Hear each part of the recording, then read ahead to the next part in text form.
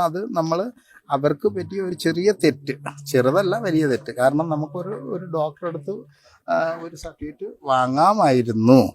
അല്ല സ്വാമി, ഈ ഡോക്ടറുടെ ഒരു സർട്ടിഫിക്കറ്റ് വാങ്ങാമായിരുന്നു. അവര് അശുദ്ധിയാണ് പറഞ്ഞത്, ഈ ഡോക്ടർ കാണാൻ പാടില്ല എന്നൊക്കെ അവർ പറയുന്നത്. അല്ല, അതിലെത്രത്തോളം അല്ല, നമ്മൾ അങ്ങനെയാണെങ്കിൽ ഇപ്പൊ എടുത്തതോ അതിനെന്ത് പറയുന്നു?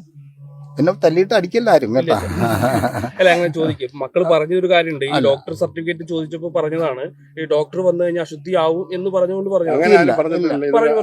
ഒരുത്തരും പറഞ്ഞിട്ടില്ല. അങ്ങനെ ഒരു ചാനലിൽ ഒരു ന്യൂസിലും വന്നിട്ടില്ല. മരണ സർട്ടിഫിക്കറ്റ് ചോദിച്ച ചാനലായിരുന്നു, അത്രേ ഉള്ളൂ. അല്ല ഡോക്ടർ വന്ന് തൊട്ടാൽ അശുദ്ധിയാണെന്നൊരു പറഞ്ഞിട്ടില്ല. ഈ മക്കളെ രണ്ടുപേരും ഞാൻ കണ്ടാണ്, നമ്മൾ സംസാരിച്ചതാണ്. അവർ പറഞ്ഞിട്ടില്ല.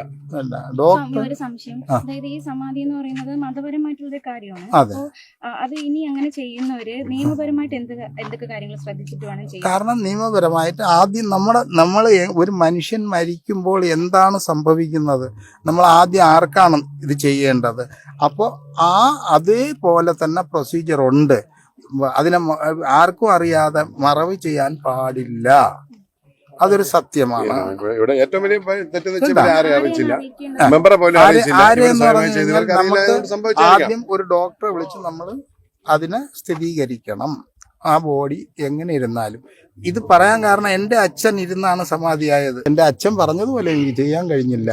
കാരണം അച്ഛൻ ശരിക്ക് ഇരുന്നു, സമാധി നോക്കിക്കൊണ്ട് അങ്ങിരുന്നു. ചായ കുടിച്ചോണ്ടിരുന്നതും പറഞ്ഞു ഇതും കഴിയും ഞാനും പോകുമെന്ന് പറഞ്ഞപ്പോൾ ഞങ്ങളുടെ ബന്ധുവാണ് ചായക്കടക്കാരൻ.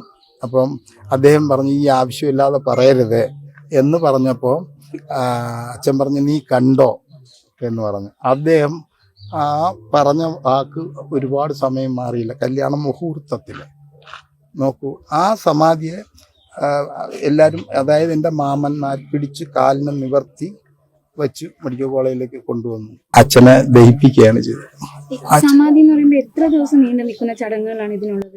ഇതിന് അല്ലല്ല, അത് ആദ്യത്തെ ഒരു ദിവസം കൊണ്ട് തന്നെ ഇത് പൂർത്തിയാക്കും.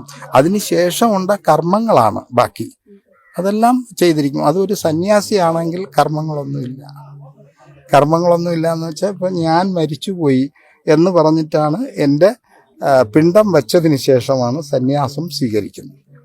അപ്പം ഞാൻ ജീവിച്ചിരിക്കവേ തന്നെ എൻ്റെ പിണ്ടം സമർപ്പിച്ചു കഴിഞ്ഞു. അതുകൊണ്ട് എനിക്ക് അശുദ്ധിയില്ല, എവിടെ വേണമെങ്കിലും പോവാം. എവിടെയെന്ന് പറഞ്ഞാൽ മരണത്തിനോ എന്ന് വിചാരിച്ച് മറ്റുള്ളിടത്തല്ല പറയണത്, മരണമായിട്ട് നമുക്ക് അശുദ്ധിയൊന്നുമില്ല.